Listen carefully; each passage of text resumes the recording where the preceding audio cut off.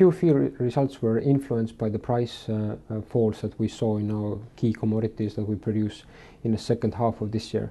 So when we came out with the second quarter report, if you look at our EBITDA performance against last year, we were about 3 million behind from last year because we used August prices primarily for recording this year's harvest value.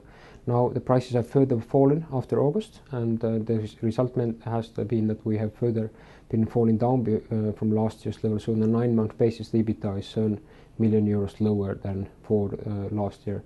But importantly, this year overall, we had a very good overall harvest efficiency. So we got the highest in our history average yields, and we were able to produce the commodities at the lowest prices that per ton that we have achieved ever in our history.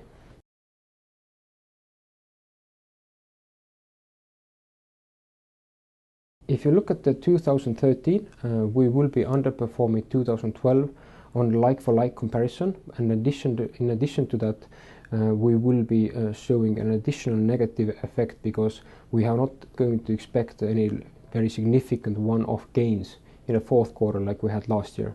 So unfortunately, net this will mean that we will close the year with even bigger losses than we had on a 9-month basis.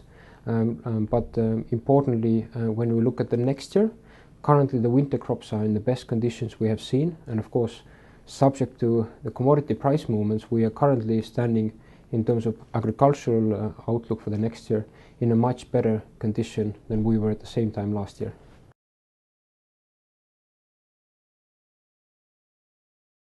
On the Russian irrigation program, we have made further good progress. We have now been commissioning jointly with agreement of the local government officials a study that is a next step after the technical design was designed by us together with the leading global engineering firm IRZ. This study will give us exact information on the back of which we will be able to negotiate the cost of pumping the water to our areas where we will be irrigating the land. And this will give us the basis to go forward and start putting in place the investment agreements with potential co-investors into the Rostov operation. Our goal is not to find one investor for all the Rostov subsidiary in one go, but rather to split the Rostov land into smaller sub-areas and sub-farms and try to see if in each smaller sub-area we could attract investors separately. In addition to that, there has been a very positive development with our Ukrainian operations. In the southern Ukraine, where we so far had low yields because of the dry climate, we now have been doing some very good progress over the last 3 months with a Danish governmental fund called IFU. It is a Danish government-funded development fund, which is there to support Danish companies expanding in low economic level development countries, such as Ukraine. And we have been achieving preliminary agreements already with them that they would be interested to invest, also become a co-investor into our subsidiary in our Nikolaev region in Ukraine, where they will be potentially contributing around 6 million euros of equity capital so that we could start building also irrigation in Ukraine.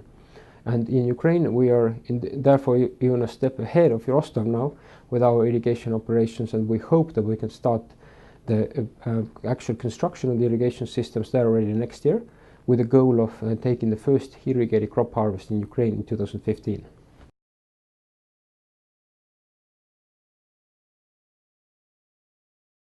On the exit of non-core assets, we are at the moment not yet able to give exact final details, but we are getting closer and closer to finalizing the deals. We hope that in a very nearby future we'll actually come out with announcements, and our target remains to achieve the book value for the assets that we are divesting.